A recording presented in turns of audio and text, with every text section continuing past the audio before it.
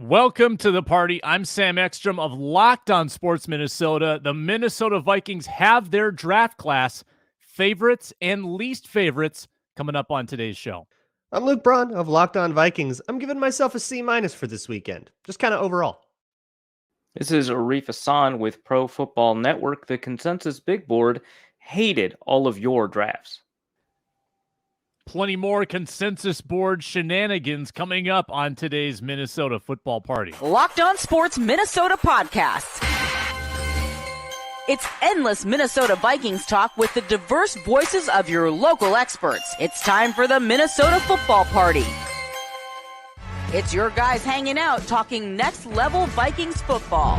So join in with Pro Football Network's Arif Hasan, Locked On Vikings Luke Braun, Superior Sports Talk's Luke Inman, and Vikings insider Sam Ekstrom, plus the biggest names in Minnesota football for the Minnesota football party. And it starts now.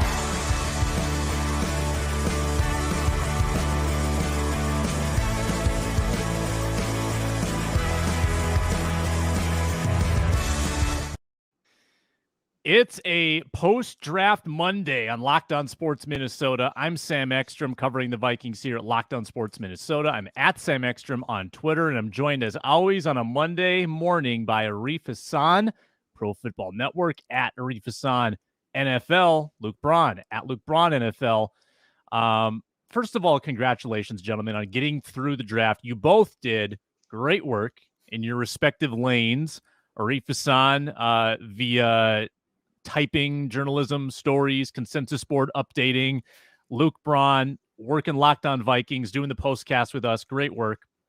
And applause to you guys. Hats off for a job well done. Thanks to all who consume that content. Today's show focuses on the aftermath. We pick up the pieces of the draft, particularly for the Minnesota Vikings. Which players will contribute in 2023? Is Jaren Hall the quarterback of the future?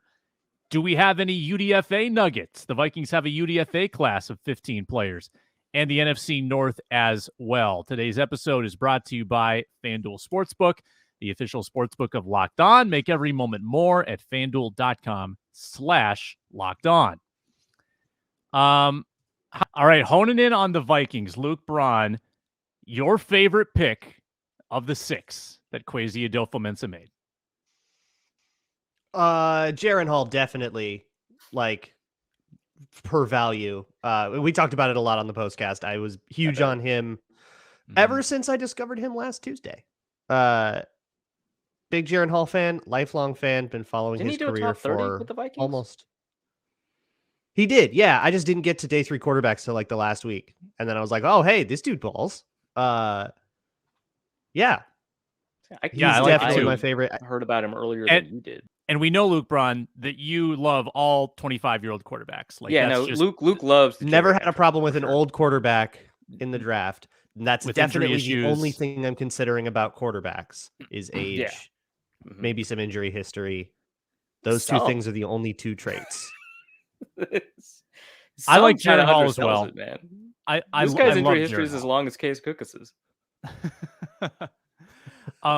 Jaren Hall is very old. Jaren Hall is also very fun to watch on tape. Arif, what are the red flags? We'll let you be the wet blanket here. Why is Jaren Hall going to fail? I happily fulfill that role. So there's a couple of reasons that he's an older prospect, right? Like, obviously he played for a while at BYU, but he also did the traditional religious mission, right? So for the first 2 years of his enrollment at BYU, he was not playing football. He was on a religious mission. But so, maybe the age is a little bit different because a lot of the potential signals for age are a little bit more complicated than that, right? Because it could be you're declaring early because you're a good player. And so if you're declaring late, you're not that good of a player. It could be, that you had an athletic advantage when you were playing, which is not really the case. You're on a religious mission, right? So there are some ways to debate about kind of the age issue there, but the injury issues are extraordinary, right? Like, he had multiple concussions in 2019, missed 5 games due to that. had a hip injury in 2020 before the season even started, and so he missed the entire year, took a medical red shirt that year. He missed a couple of games in 2021 as a result of a core injury, which is usually means a sports hernia, but in this case, I think it means it was like a rib injury, if I remember. And then he also missed a game in 2022, the bowl game, because of an ankle, which missing a bowl game because of an injury doesn't mean the same thing to me personally as missing other games due to injury, because there's already a lot of reasons to opt out of a bowl game. And so the threshold for what kind of injury counts as a reason to opt out of a bowl game is a little bit smaller. But I think altogether, all of that is a little bit concerning. Now, you can do the thing where you like parse out each individual injury and think about kind of what those mean, right? Because like having 2 concussions or 3 concussions in 2019, does that mean anything injury-wise in 2023? I don't know. My understanding is very, very slightly, if at all, right? But certainly it's not going to impact his ability to sustain a hamstring, right? Like they're not related, right?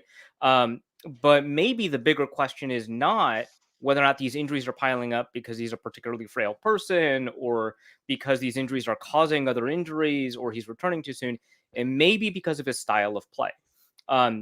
He's a very fun player to watch. You're right, Sam. Part of that has to do with the fact that he's pretty athletic, right? And he's willing to run the ball. He's a little bit of a smaller quarterback, at least in terms of height, but he carries it pretty well. And I think he kind of knows that he's built a little bit like a running back. And so he dives into contact a little bit. He's very quick to run. He's more athletic than most of his competition. And so he does a pretty good job getting yards. I think he has 780 career yards, 798 career rushing yards. And importantly, he probably has over 1,000 career rushing yards because the NCAA counts sacks and sack yardage as rushes and rush yardage, right? And probably when you take all that into account, you get rid of it. Now, the thing that really concerns me is he actually does not take that many hits in the pocket. And so the fact that he has a high injury rate, despite that, is pretty interesting. He gets rid of the ball really quickly. He does a really good job of throwing away the ball under pressure. Probably actually he's a little bit overly aggressive about throwing the ball away under pressure. But the fact that he sustained a high number of injuries either means, hey, maybe his injury rate is an outlier and it's not going to continue going forward, or it means he throws himself, when he does get contact, he throws himself into it so aggressively that it's going to continue to be an issue. That said, I don't think the Vikings see him as a quarterback of the future. And so if they only see him as a guy who can be a pretty capable backup, that's probably fine.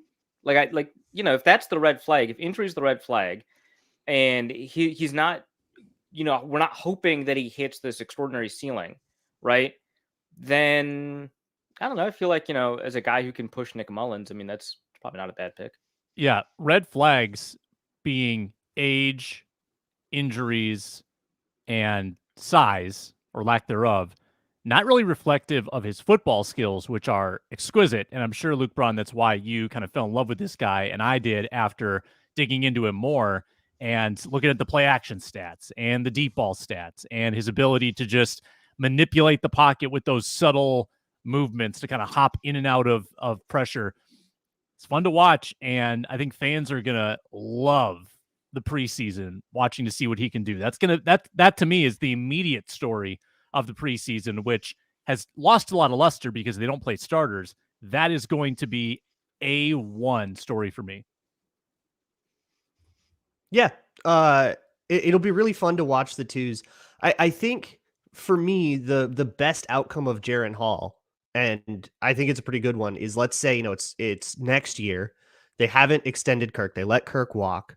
They draft a rookie in the first round, and now you go into camp and you have the rookie competing with Jaren Hall. How do you feel about Jaren Hall in that role as the kind of the guy the rookie needs to beat?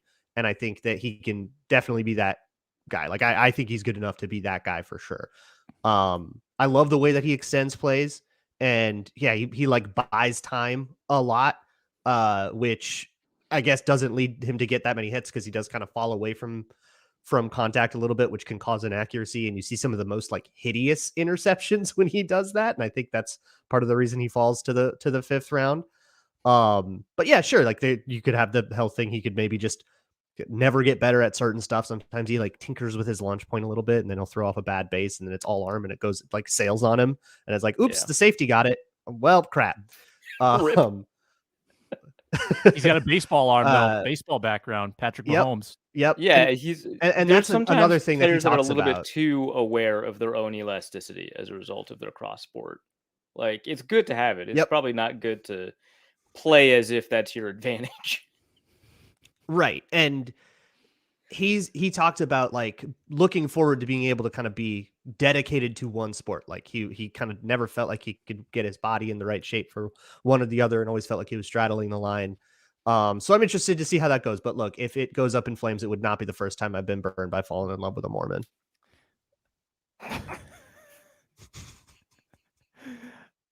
This is the list of 5th round or later quarterbacks in the last 5 years that have even earned the opportunity to play a representative amount of snaps in the regular season. Tyler Huntley, UDFA, Mike White, Brock Purdy, that was an enigma because he was thrown. They didn't want to play him, but because of injuries, they did, and he was great. Gardner Minshew, and then I wouldn't call this a successful tenure, but David Blau and Devlin Hodges. So you got half a dozen guys out of how many late round or UDFA quarterbacks that have circulated in the last 5 years.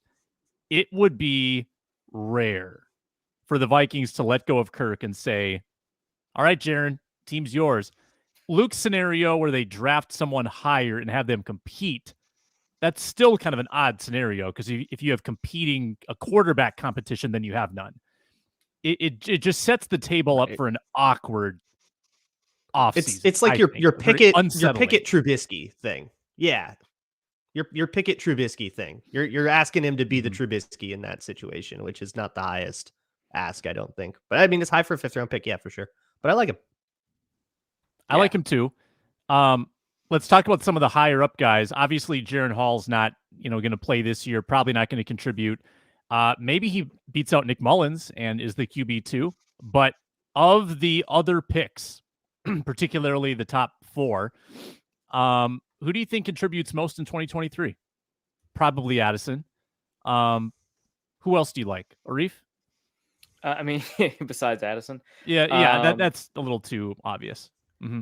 I mean, there's not really many other picks there. So the issue is kind of what you perceive like Jay Ward's role to be. If he's going to be do everything kind of safety that has got the ability to play the overhang, that's got the ability to play the slot and the nickel, there is an opportunity for him to play. Now, the Vikings do kind of have people with that skill set. Expectedly in Cameron Bynum, unexpectedly in Josh Metellus. I think that if you'd watched him in college, you wouldn't think of him as a man coverage safety, but he's pretty good at it. So, you've got that skill set on the roster. And so you've probably got some comfort if you're Brian Flores in designing a defense that can take advantage of those bodies, maybe for, 20% or fewer snaps or something like that. So I could see that, but that just does not seem like the most likely outcome for me. I think that probably, unless Jaquelin Roy, really demonstrates that he's got pass rush potential, which I don't know that he does, I think it's probably going to be the most boring possible answer here, which is Mekhi Blackman, right? Which is, I don't know, like his size is such a weird thing to kind of wrestle with because he's a lot lighter, but it's not like he's short. And so do you play him on the outside with Byron Murphy on the inside, right? Like, I don't know. In that case, that's a guy that has got the ability to play right away. Hopefully you're not matching him up against like an AJ Brown or anything like that, not like a T Higgins or a Jamar Chase, but that might be kind of the most likely scenario for somebody aside Addison to be able to contribute on day one. Mekhi Blackman, Luke Braun, to me felt like a reach. 24 years old, one hit wonder. And so many cornerbacks beyond him that I would have been really happy with. Now, you do tend to fall into the trap with the never heard of him syndrome. Like when a guy gets called who you've done really no digging on, and you have done digging on other guys, you say, oh, well, they screwed it up. I don't want to fall into that trap, but it does seem like Blackman was not on a lot of radars. And he's 185th on the consensus big board, drafted at 102. Exactly. Yeah. I had to scroll. I'm like, oh, Arif forgot this guy. He's not even on the list because I was just scrolling. Look, if anyone, it wouldn't be me. I'm copying and pasting names. Like I'm the premier copy paster of the draft world. Okay. It would be the consensus board. Does there come a point low enough at this on the consensus board where it's just Emory Hunt's board?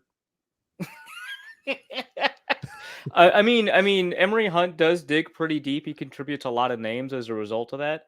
But no, I mean, I get like I've got boards with over 1,000 players on it, right? I think Oh my god. there's a proprietary board that I can't name, unfortunately. It's got 2,200 names on it. Oh my god. Right? Yeah. But like our lads go 600. Can you say if it's one person or if that's a team? It's one person. That person needs help. Daniel House. That's not natural. I've told them that. And it is a weird board. For a while, Darnell Washington was number 1 on the board. Not at the final board, but he's like number 3 on it. So it's like still kind of weird. But but yeah, no, I've got a board with like a 2,000. I've got a couple boards with 1,000. A bunch with like 600, like NFL Draft Buzz and Great Blue North, and obviously the 500 plus boards with like Lance Zierlein and stuff like that. So I've got like some pretty deep boards. There was not a player drafted that was not on at least 3 of the 70 boards that I have. So I will say that. But I will never forget to copy and paste a name. No, I'm sorry I accused you of that. I don't want to impinge upon your credibility here. But there were 13 cornerbacks that were above Blackman on the consensus board at the time the Vikings chose him. He might be a good player, but from a value perspective, I think you could have waited. If they had drafted him at 141, the board would have thought it was a reach. Like that's like kind of how wild it is, right? So I don't know. Like maybe below you Ward don't on the board, I think, right? What? Is he below Jay Ward on the consensus board? I thought Jay Ward was like 170 something. Yeah, Jay Ward's 179. I could be wrong. So yeah, he was below Jay Ward. But like, there's like a ton of reasons you might not like some of these other guys, like Garrett Williams, ACL, right? Like, okay, I guess I get it, right? But like you go through this list and it's like, well, how many red flags do you need to go through before you're okay with the 179 weight, like the 178 pound weight with red flag? Like it's just a very weird situation, especially because he had like 1 year of production and he's an older guy. It's like if your breakout year is your age 25 year or age 24 year, that's rough. Yeah. I couldn't believe the names going off the board in the 5th and 6th at cornerback. It was crazy to me. They all seem to me better than Blackman. It's interesting because I did get a chance to actually like watch him down a little bit, and don't think that's a 3rd round guy. Here's a question. You asked me my favorite pick. He's my least favorite. For go ahead, Arif, but for reasons that I think are really difficult to see improving. So speaking of like age guys that may, I don't know, he actually has a lot better size. You'd much prefer like Riley Moss, right, from Iowa? I don't think he was on the board, who was gone at the time. Yeah, right. I'm just, well, the Vikings traded down, right? But like they didn't trade past him. Oh, he went right before. He was 83. No, Vikings traded from 87. Yeah. Okay, yeah. It's just because I'm thinking about like guys that like you wouldn't expect would be better. Maybe in Riley Moss's case for racist reasons, but like this guy is like has been producing for like I'll be honest, right? But this guy's been it's very funny. Ken. Well, yeah, that's fair. Yeah. But this guy's been producing for like 3 years. And one of those years was on one of the best defenses in college football. And people are concerned about his speed. He ran like a 4.45. He's like a 200-pound corner with like insane pick production. Right. And it's just like, yeah, he got like, a lot of people were just like, I've never even heard of this guy. And it's like, come on, like watch football. And now we're at like this point where we're watching like Mekhi Blackman, and we're just like, I don't know if they're in the same realm of comparable in terms of prospects. So I don't know. It's like pretty weird. But yeah, like you said, Luke, there was like a bunch of red flags that you're worried about. Yeah, and it's interesting because a lot of the name I'm hearing the most of like, why didn't we take this guy instead is Keely Ringo, who I hated on a bunch as a first rounder, but by pick 102, I agree with that.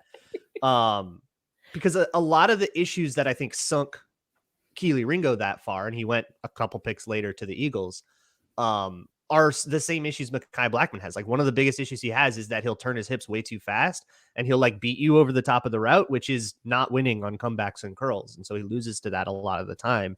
And like the breakdown kind of turn back around footwork isn't there. There's a lot of rawness in that kind of way, which again, 24-year-old prospect, like that's concerning when you've been around that long, that there are those like rawnesses. And then I think I get what happened here. Like, I think I get what Brian Flores saw in terms of, oh, he's like really physical and he's got a lot of fight in him, even though he's slight and he can get, you know, kind of pushed around sometimes. I don't know if that's great, right? Like, right. I've got a lot of fight, but you don't want me out there. Exactly.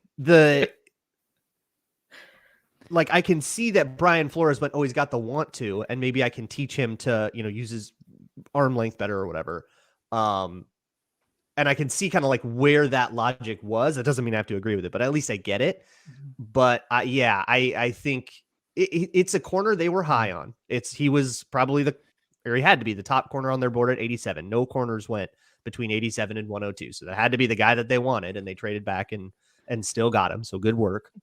But it felt like it definitely feels like Brian Flores saying, I can fix that about a few too many things, which I think good coaches can do. Well, I mean, you got to remember the kind of got Flores blinders spent on a year with Mike Tomlin, right, in Pittsburgh, and you've seen that Mike Tomlin video, right, where he's like, don't tell me, you know, that this guy is raw. That's the whole point of coaches. And it's like, look, Tomlin, you're one of the greatest coaches of all time. I get it, but this is about valuation, right?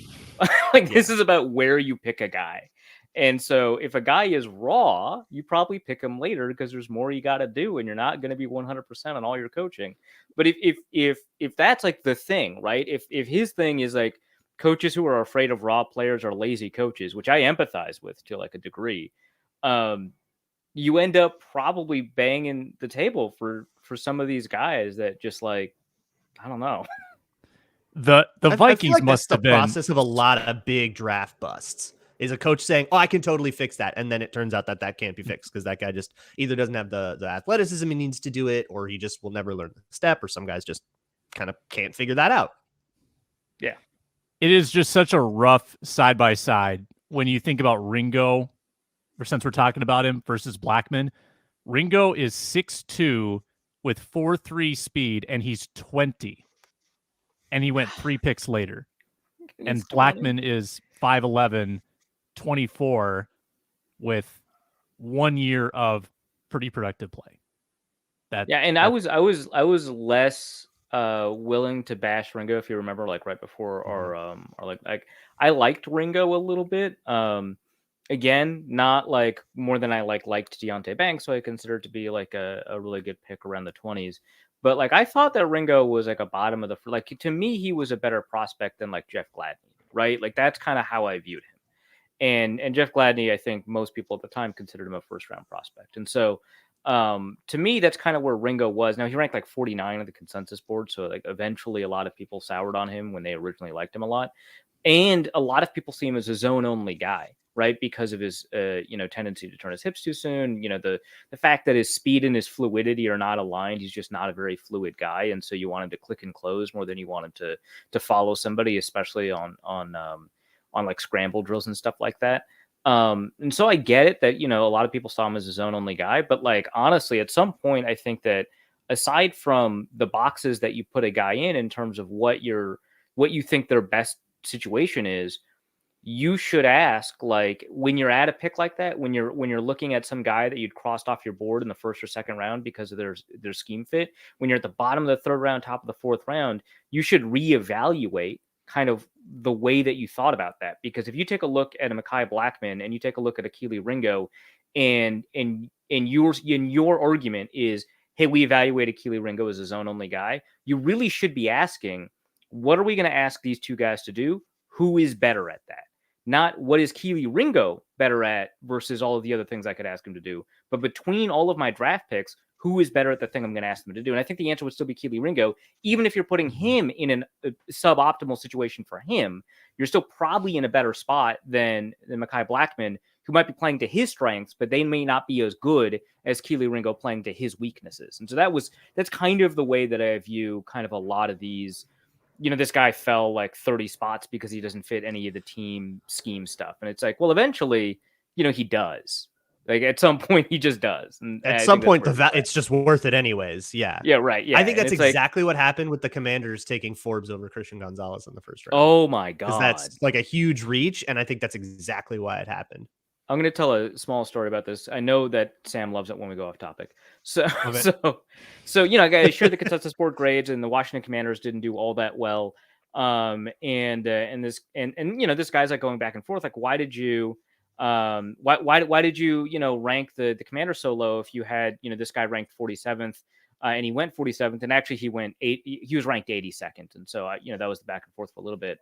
And then he's like, well, I mean, you hated the Emmanuel Forbes pick. I mean, everybody hated the Jahan Dotson pick. How did that turn out? And I was like, Jahan Dotson was ranked 31st and went 16th, right? Like, I don't know that like he has done anything to suggest that he should have been ranked 31st, right? He had a really good rookie year. He did not have like an elite rookie year. And the guy's like, why are you hating on this guy? And he's like, I'm not. He was good. That's all he was. And you drafted him sixth. Like, I don't like. And so people get like really weird about this stuff. Like Emmanuel Forbes could turn out to be fine. And that wouldn't make him worth it at 16 or wherever they ended up drafting him, because Dotson was 16, so I'm like confusing the numbers. But the guy is like, look, Jahan Dotson, he had more touchdowns per game than any other rookie. He just got hurt, and it's just like, I just feel like that's part of the evaluation. I don't know. Like, I've seen some pretty good rookie receiver seasons. Trust me, I have seen some pretty good rookie receiver seasons. There's a guy on the same team as Washington that had a better rookie season. Like, look, a guy can be good and be a bad pick. And I think that's what's going to happen with Forbes. There's a lot of red flags with him, obviously, that I'm concerned with. You remember me bagging on that pick earlier before the draft ever happened as a potential target for the Vikings. To me, he was a second round guy. But like, I think that Luke's right, that like a lot of this is driven by, we're zeroing in on this particular system, and this guy is the only one within this range that fits the system. And it's like, Christian Gonzalez is 20. I bet you could ask him to do anything and you'll be fine. Like, I think that's where a lot of this kind of screws up. I think the Vikings, for a lot of this draft, ended up zeroing in on guys that they felt were exclusively particularly good fits, as opposed to guys that may not be amazing fits within their own skill set, but may have been better players for that pick and eventually for that system, even if that's not maximizing their particular skills. Interesting too. Like, as we get more data on Kwesi's MO, not necessarily picking for athleticism, not valuing youth, being okay taking a 24-year-old, 25-year-old guy, which he did 2 out of the 6 picks. Which tells me that he is very malleable, which is a good thing, but like he probably listens to recommendations from coaches a lot and takes that into account, and takes into account things like watching their interviews on YouTube, which he talked about. So maybe not quite as data driven in the approach as we might have assumed he was. Kwesi's talked about that. He's talked about that in like how everything is data, like not just actual measurable number data, but how like scouting reports are data, interviews are data, and everything. And like that's kind of how he approaches analytics. And I also just want to mention a couple of those like bad RAS scores. Like I think it's Mekhi Blackmon was the one that was dealing with a back injury during the combine and stuff. And Jordan Addison, I think, has. Was it Jordan Addison? Back injury? Roy was the worst tester. Roy was. Roy is an abysmal tester, but like Addison. Didn't he shut down the combine partway through?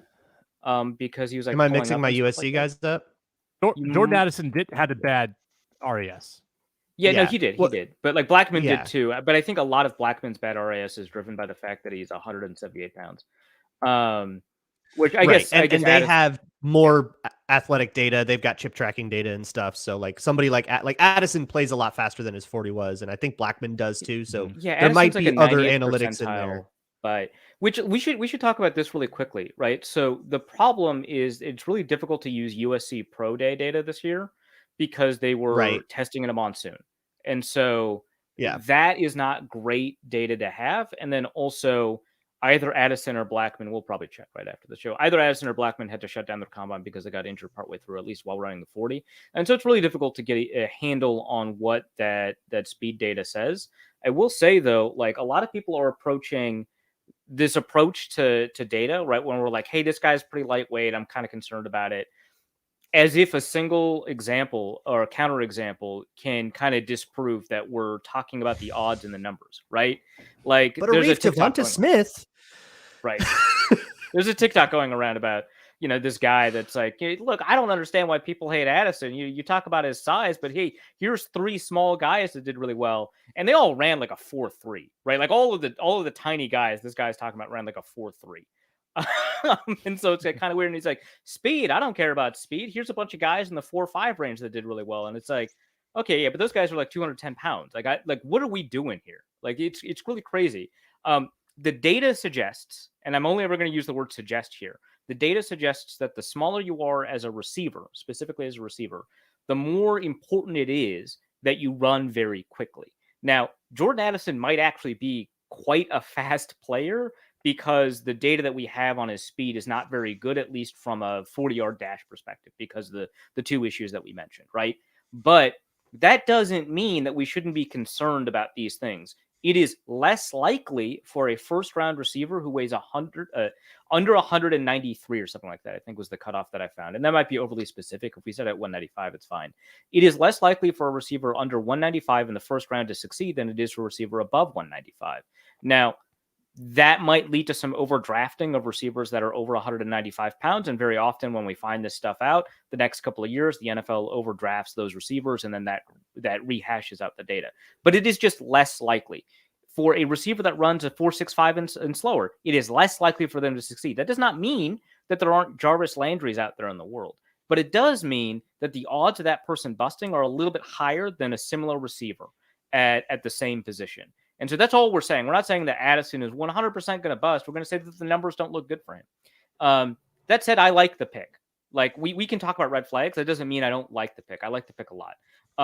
You know, he's first of all, it's a position that matters a lot. I think that's the most important way to look at it, because hard to evaluate players. But he's a really remarkably good route runner. He has multiple years of production. He's younger than a lot of the guys the Vikings drafted. And he's got kind of a lot of potential upside here. Like, the age thing with Blackman is another concern, because why has he never gotten over 180 pounds in his career? He is 24. He has been in an FBS weight room for a long time. Addison's just a little bit different. He's younger and he's got more time and room to build. And so the weight concern is just a little bit less for me. Plus, he is polished in a way that Blackman is not, right? He is polished. He's ready to go. And he's got a good understanding of the way cornerbacks play football, which means he's got a good understanding of how to play receiver against them. So just as an aside, Sam, sorry. No, that was a good aside. You brought it back to Addison. I love relevant, offshoots when we can tie it back. That's great. Let's get into we'll the try to be less relevant in the future. Yeah, we'll do our yes, best. Thank you. I know you will. Let's talk depth chart. Let's talk murkiness of the secondary still with the Vikings here after a quick word from FanDuel Sportsbook, the official sportsbook of Locked On. NBA playoffs are here. We're into the second round now. Make a fast break to FanDuel during the NBA playoffs. New customers get a no sweat first bet up to $1,000 back in bonus bets if your first bet doesn't win. They've got great promotions over at FanDuel. It might be a deposit match. It might be an odds boost. Check those out on FanDuel, which is a safe and secure app to use. Get paid instantly after you win and claim that no sweat first bet up to $1,000 back in bonus bets. FanDuel.com/lockedon.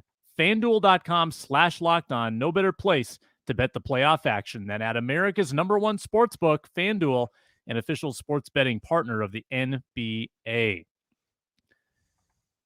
And folks, you can also subscribe to Locked On Sports Minnesota wherever you listen to podcasts. We're also free on YouTube. Subscribe there. Thank you to all that have subscribed, getting us over 5,000 subscribers at this point. We appreciate all the new followers we picked up during the draft, and we appreciate our everydayers who tune in every day on this show.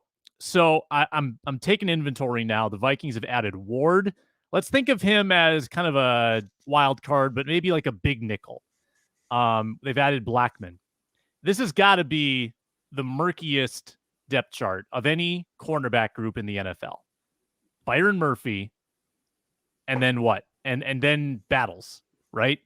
How do you feel like the Vikings have done addressing that room? Maybe they're not done. Veterans are still out there, but Luke Braun, as Arif puts his hands in the air, Luke Braun, your thoughts on the cornerback room as currently constructed? Considering the disaster that it was going into this offseason, I think they did about as well as you can. You're not going to rebuild that in one offseason. You're not going to go from having just nobody under contract to having a good room in 1 year. I think that takes a little bit more building. But the way Brian Flores does things on defense, I think all these guys are going to contribute. It's a lot about, having depth as much as it is about having that kind of, the studs on the top end, but it's not going to be, all right, here's our three corners, here's our three backups. I think everybody rotates in a little bit, and we can define that based on snap counts. And I think that's what you're battling over in training camp, is who gets to go in more, but it's going to be about hunting matchups. So I think the way to evaluate this, and I haven't really gone through this thought process, but this is probably how it will work for me, is, all right, we're going up against a team with a really big, like, mismatched tight end. Who goes up against that? Do we have a clean answer to who matches up with that guy? Who matches up with a shifty slot? Who matches up with a running back that's really dynamic in the pass game? Who do we have for all of those matchups? That's, I think, the way that Brian Flores ideally would want to have, like, a guy that answers all those questions. And the snap counts then just kind of work out how they have to, depending on who you play that week. But you'll have, it's not like you're going to bench Byron Murphy if he doesn't have a good matchup or anything like that, but that's going to be kind of the way that I think I want to think through that. But it's not like it's a good room. I think they finally made it a room that's not a joke, but we crawled out of that. But it's not going to be the strength of their defense. And I think fans are going to need to, like, come to grips with that real quick and be like, yeah, don't expect the Vikings to, like, clamp everybody down in man coverage. They're going to be starting, like, Juwan Williams and a 5th round pick and a 4th round pick at points. That's going to have its rough moments. Caleb Evans is arguably your CB2. Juwan Williams might be your CB3. Booth is probably CB4, trying to battle for CB3. Blackman CB5, and Ward is probably at the bottom of that list as well. Arif, your thoughts on the secondary? I don't see Juwan Williams being automatically CB. I'm sure he could win the job in camp, but to me, I think Booth. Yeah, just by tenure alone, he probably skips those reps early and then could easily lose them. But I think that we'll come out of camp with Byron Murphy and Andrew Booth, and then the question is, when Byron Murphy kicks inside, who's playing on the outside, and I think that it's going to be a fairly even. I don't have a ton of confidence in Juwan Williams winning that job. So to me, that's probably a competition between Caleb Evans and Mekhi Blackman. And then I think that's kind of where Juwan Williams probably has an opportunity to kind of insert himself into the conversation, because he could very easily be better than both of them. But I think that likely that's the scenario, which means that, you've got a cornerback group that has played a total of, like 100 snaps for the Vikings last year. That might be where you're at. But yeah, that's to me what that cornerback group looks like. Sorry, Luke, what was that? Just real quick, I wanted to add that Kwesi did say about Mekhi Blackman that part of the reason they liked him was inside-outside flexibility. So that's probably the plan, is to have him play both inside and outside. So Byron Murphy might be a pure outside guy. That'd be kind of interesting. It really depends on, I guess, or you do both, shadow or whatever. Yeah. That would also be funny. But I shouldn't knock Byron Murphy too much. I mean, he had a pretty good year last year. He doesn't have a strong enough history of production for me to be, like, confident that he can be, a true shutdown. If it is best that he's the one that shadows people, if we shadow, I think that is fine. It's just kind of a funny thought. And then I think from the secondary, that one is just, I think that, or the safety position, that one's going to be really interesting, right? Because a coordinator like Flores is pretty comfortable putting 3 or even 4 safeties out there, depending on matchups and kind of what's happening and the way that you game plan throughout the week, which might be, what Luke said is that you might see, a Jay Ward contributing a little bit more often than you'd expect. You might see, Cameron Bynum rolling down into the slot. You might see, Lewis Seen playing as a linebacker sometimes. I don't know. But that, I think it's going to be a pretty interesting dynamic one. I'm just not confident it's necessarily going to be good. I think the fact that Seen had so much difficulty before he got injured, cracking the starting lineup, I think that that's a concern. I think the fact that Cameron Bynum didn't play all that well last year is a concern. I think that much of that has to do with the coaching the Vikings had on hand. I think that Cameron Bynum played pretty well under Zimmer. I think that that's probably for a reason, right? So, if the coaching is resolved, maybe Bynum is pretty good. Maybe Lewis Seen is going to be able to learn a little bit better or a little bit faster or know what he needs to do at a better rate. But right now, based off of what we know, that safety group, aside obviously from Harrison Smith, and it's not like Harrison Smith's at his peak or anything like that, that remains a concern. And like Luke said, the Vikings entered the offseason with a ton of problems. It was unlikely that they'd be able to fix all of these problems coming out of both free agency and the draft. But, so it's not like a fault, but I think that just in terms of identifying where the biggest issues from a concern standpoint are, to me, it's that secondary, because I think the linebacker stuff doesn't matter as much. I'd prefer if it wasn't Jordan Hicks. But I think that defensive line is going to play a little bit better than I think a lot of people expect, even if I don't love the interior pass rush. I want to kind of get your depth chart thoughts on a lot of these picks. Jordan Addison, if you watch the phone call or the war room footage that the Vikings released, Kevin O'Connell, he's muttering to himself. He's saying, this guy's a day one starter. And I like the pick because when the Vikings in the past have assumed that a wide receiver 3 can just magically become the wide receiver 2 when someone leaves, hasn't always worked out well. And I love KJ Osborne, and I think that you do it for one of 2 reasons. Number one, maybe KJ Osborne isn't quite a wide receiver 2. I think he's pretty good, but maybe he's not quite a wide receiver 2. Or the second reason, if he is a great wide receiver 2, you are not going to be able to afford him next year, and you need to have Jordan Addison on your roster. That's why you draft Jordan Addison, so that you ensure that in 2024 you are still set. Do you think the Vikings will give Osborne the job to start, or do you think that can be won by Jordan Addison via performance? Like first day of camp, I think you probably just default to putting the veteran with the ones, but yep. In 11 personnel, it doesn't matter. They'll both be on.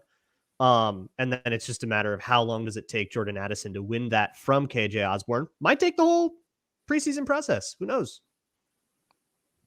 I think that we're going to start with Osborne as the wide receiver 2.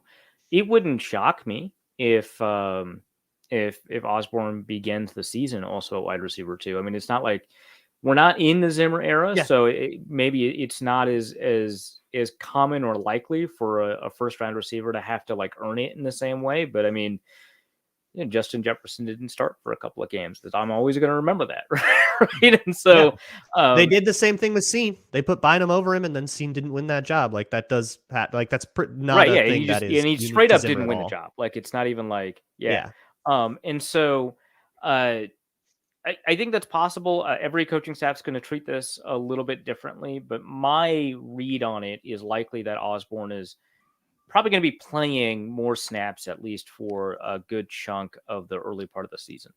Who can Osborne have a better experience getting promoted in the wide receiver pecking order than Cordero Patterson replacing Greg Jennings in 2014, BC Johnson in 2020, Charles Johnson in 2015, or Laquan Treadwell in 2017? Do you think that that KJ can last longer? Doesn't he already have like more yards than all of those dudes? Didn't Treadwell had a ridiculous amount of snaps in his first yards. 3 years. What? I said yards, not snaps. Was 2017 or was 2018 the random year where Treadwell had the most like insane camp ever? And we were like, is this happening? And then it didn't. I think it was 2018. It might have been 18. Was 2018? Yeah, because I think we'd already written him off when we were like, what is going on here? And like we would report on it in camp. We'd be like, yeah, Treadwell's doing an amazing job. And then people would ask, like, does that mean he can? And we're like, nah, I wouldn't go that far. Let's not. But we got to know. Well, yeah. Yeah. We got to know that this is pretty amazing. But no, I'm not going to. Let's hold it back. Chill. Yeah, right. Yeah. All right. That's wide receiver. How about Dwayne McBride? We haven't talked about him yet. How do you pick of the draft? Yeah, 222. I love him. I love the I think he is too. Where does he fit in? Arif? I mean, like, I don't even know who's going to make the team, right? It's a 7th round pick at a running back position that the Vikings have a lot of people at, right? But I hope he does, right? Is the thing, right? Because you've got, Dalvin. The Vikings didn't get rid of him unless I missed some news. You've got Alexander Mattison. You've got Ty Chandler. You've got Kene Nwangwu, right? And the Vikings have a couple of returners, so we don't know if Kene is going to, make the team this year. It would kind of suck. It'd be fun. It's been fun kind of speculating on how good he could potentially be. But, with Ty Chandler and Kene Nwangwu, you can see a committee kind of form with the potential for someone like Dwayne McBride, who wasn't asked to pass protect a lot, wasn't asked to catch the ball a lot. But what he was asked to do was ball. And he absolutely did that. He was incredible. Luke and I were talking the very last episode that we had, that one of the regrets about the way that running back discourse has evolved over the course of the past couple of years is that we stop evaluating running back skills and have a good understanding of what matters and what doesn't, because we've short-circuited that part of the conversation. But to me, the things that matter the most, the two things that matter the most, are vision and contact balance, especially contact balance. And I don't know that there's a better contact balance guy in the draft than Dwayne McBride. It's so hot. It's like he can take on all kinds of hits and stay upright. He's got the ability to punish. He can be the hammer more than the nail. He does such a great job of churning out like additional yards beyond contact, whether that contact comes from a defensive tackle or from a safety, right? He's not going to run a 4.3 if he ever runs. I don't think he ran a 40. If he did, it was probably a 4.5. But he's not going to run away from people. And that's fine. Alexander Mattison didn't run away from people, and I think that it's still fair to call him athletic in a couple of respects. And I think that you're probably getting a guy that's going to be able to turn a 4-yard gain into a 7-yard gain. I really like watching him play. Now, he needs to have an understanding of what pass protection looks like. Like, if he wasn't asked to do it, he probably, and this is all probabilistic statements, I could be wrong, he probably doesn't have a good understanding of what the pass protection rules are, which is an issue that Alexander Mattison had for a couple of years. And, his technique may not be there, but certainly he's got the physical capability to be a good, pass blocker. And then we don't know if he can catch. Like, I'm not saying he can't. I'm saying we just don't know. Kind of like with Jerick McKinnon. We had no idea whether or not he could catch because he was a quarterback, right? And so it is entirely possible that, he could be a pretty good pass catcher. It's entirely possible he could be a good pass blocker, but we don't know. Right now, I would project him to potentially be, I think the Vikings took him in part so that they could have a vision for what a running back committee might look like going a couple of years into the future. I think that that's probably, and if they ever move on from Dalvin Cook, I shouldn't say ever, if they move on from Dalvin Cook sooner rather than later, that would mean that you've got kind of a primary all-around back in Mattison, who, he's not going to be a home run threat. And then you've got, the stable of backs that it could include, pass catchers and outside guys like either Chandler or Nwangwu, and a guy that can just pound the rock up the middle, like someone like Dwayne McBride. Feels like we're headed for a post June 1 with Dalvin. Is that the vibe you get, Braun? I think they tried to trade him on draft weekend, and then barring that, now they cut him. And whether they do it pre or post June 1 is just a question of where they want to put the cap burden of that. But that's, all the reports are, and maybe they still try to trade him. Maybe there's a team out there that really wanted a running back, but missed out on the guy they wanted or something. And they're trying to work that out.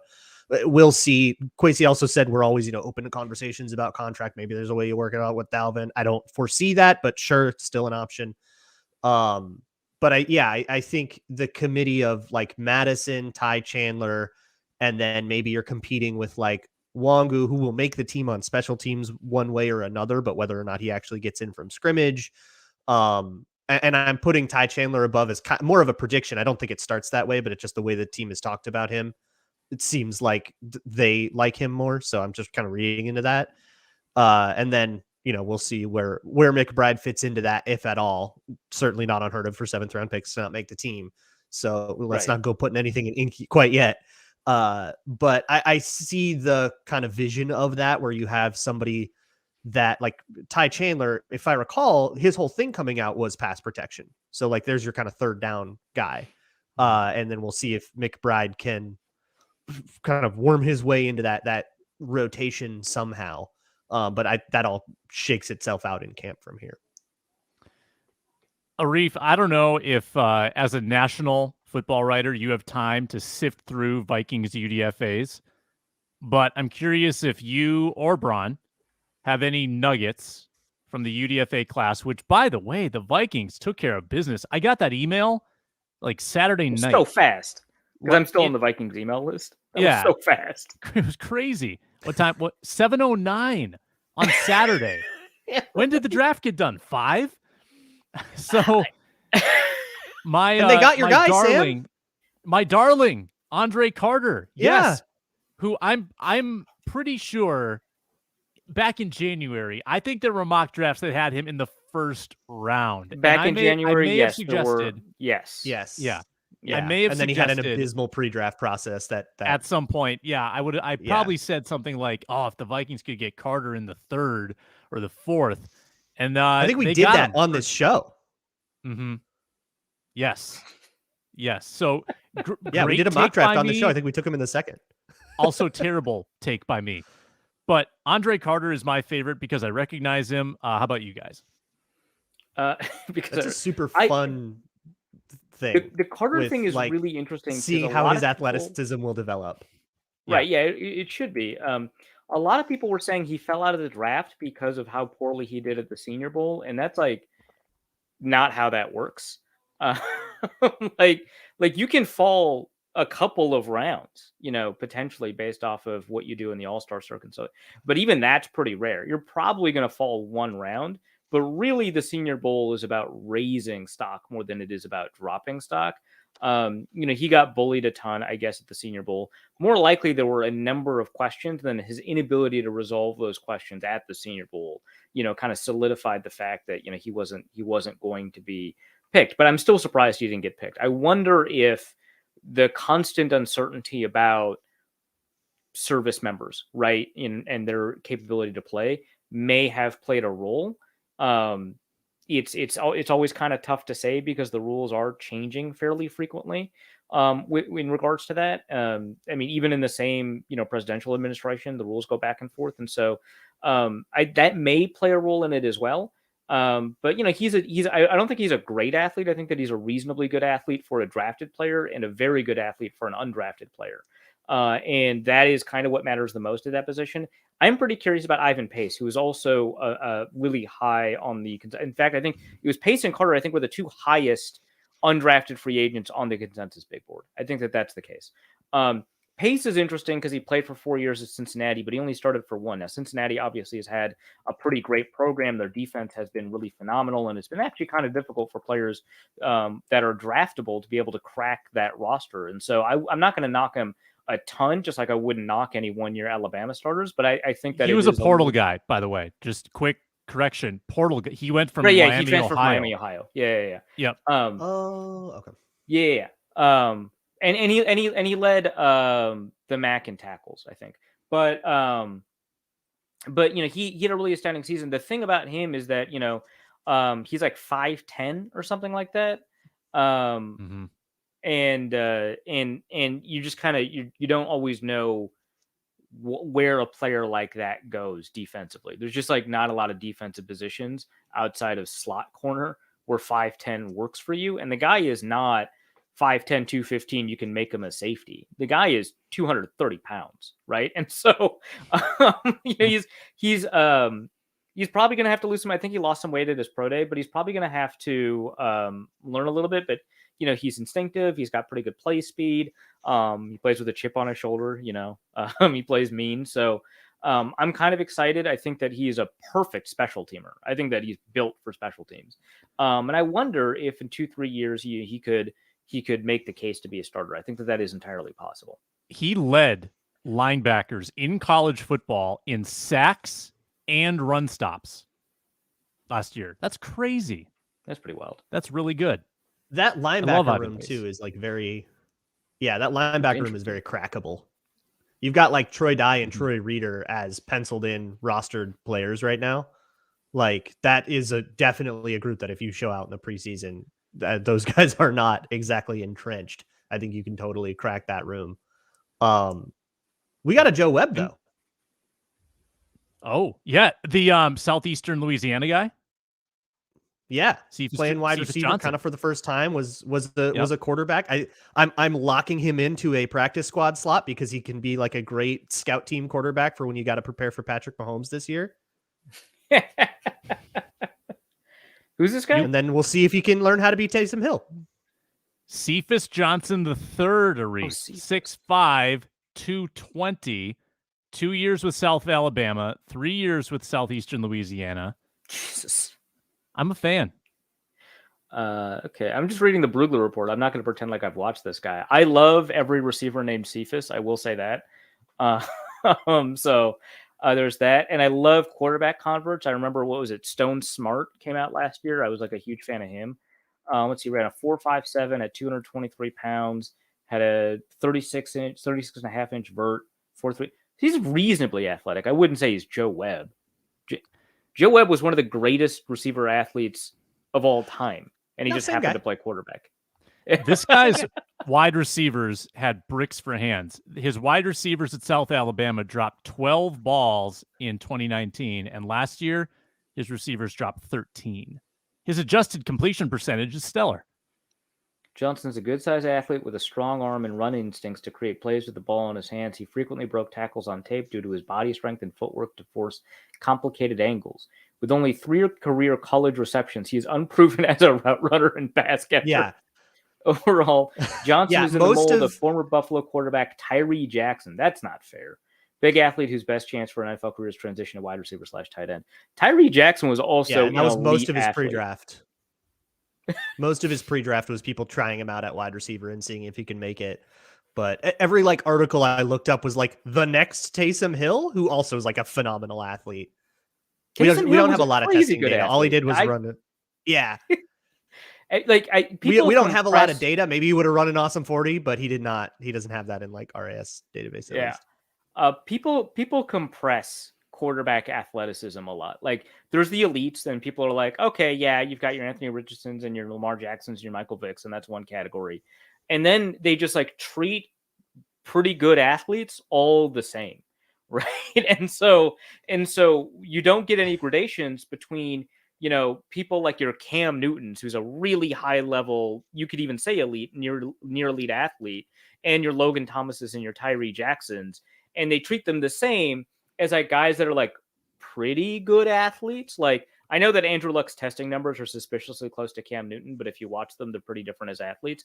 Andrew Luck is a very good athlete, and I would not put him in the same category as Logan Thomas and Tyree Jackson, right? And it's just very weird. We treat all of these guys the same. It's this guy's probably not as, and this is not a knock. I know it's going to sound like a knock. See, this Cephas Johnson guy, at least based off of his testing numbers, again, I haven't watched him. Maybe I'm wrong. Is probably not as good of an athlete as Josh McCown was. And McCown was a crazy good athlete. And so we should at least be cognizant of the fact that this guy is probably a very good athlete, but it's not Joe Webb, Luke. It's not Joe Webb. Don't wet blanket Luke's UDFA crush. It's the same guy. No, okay. I will not stand for anything that even comes close to Joe Webb slander. That's fair. Look up Joe Webb's testing numbers, man. Yeah, no, it's insane. His web, his analytics web is full. It's full it's on every. I am surprised that he did not get. There were no Anthony Richardson Joe Webb comparisons. Honestly, Anthony Richardson, greatest quarterback athlete we've ever seen go through the combine. Joe Webb's up there, man. The Colts, by the way, got every draft crush that I think I discussed on this show and with Inman on that show. They got Richardson, Brents, Downs, Rush, the Northwestern guy who I struggled to pronounce a little bit. I apologize to him.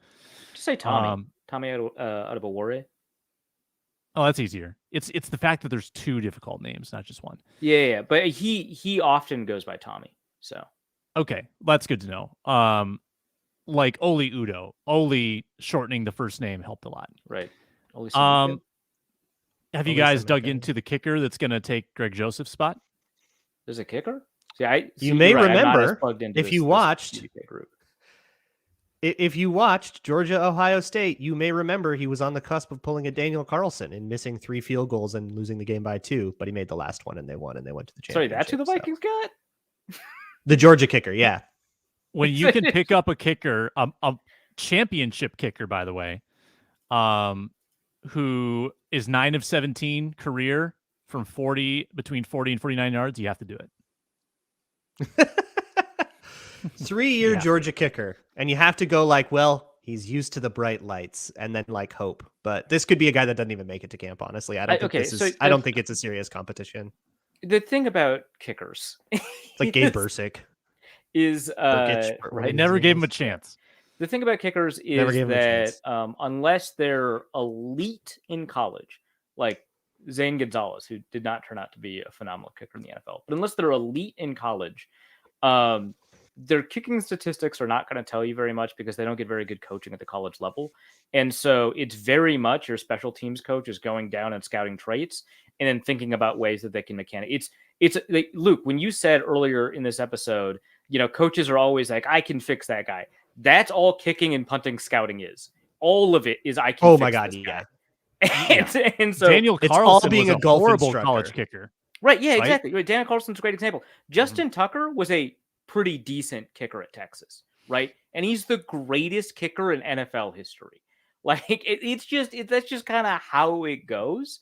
And like you take a look at like these really high, which is why like I thought it was funny that San Francisco drafted a kicker, right? Jake Moody, the greatest kicker in Michigan history, right? And it's like, okay, but I mean, like the guy that the Buccaneers drafted in the second round was one of the greatest kickers in Florida State history, right? Like, it's just like, it's not really, Aguayo, that's it. Which I think his brother also entered the draft at one point, like a year or two later. And people were like, I don't know. The genes have yips. I don't know. It's just like a really weird, like, genetic yips. Yeah. How do we test very yips? Weird about it. But like a lot of the kickers that we like a lot in the NFL were just like not that good in college. So if you're spending a draft pick on a kicker, like whatever, I just probably don't do that. But if it's an undrafted free agent and it's like this guy from Georgia who like missed a bunch of important kicks, it's like, yeah, I can see why you're rolling your eyes, and you're probably right because most kickers in the NFL just don't pan out, and so the odds are that you might as well roll your eyes. But I mean, that's just kind of how kicker scouting goes. Like these guys often suck in college because they just don't get coaching. Yeah. And so it's one of those scenarios where player development truly happens at the NFL level, where a lot of positions, the player development happens at the college level. So I will say that.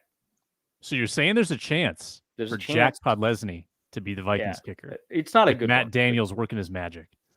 Yeah, I mean, hey, he's done a lot. A bunch of guaranteed money on Greg Joseph's contract too. I don't think that they intend for that to be a real competition, but anything's possible. Who knows? People are putting kickers on practice squads now, so yeah, guys, that was fun. Let's continue talking draft this week on the Minnesota Football Party. Luke Inman back tomorrow. He's authoring the NFL Draft Buzz Postmortem newsletter, recapping the draft. Subscribe to that, lockedonpodcast.com/newsletters.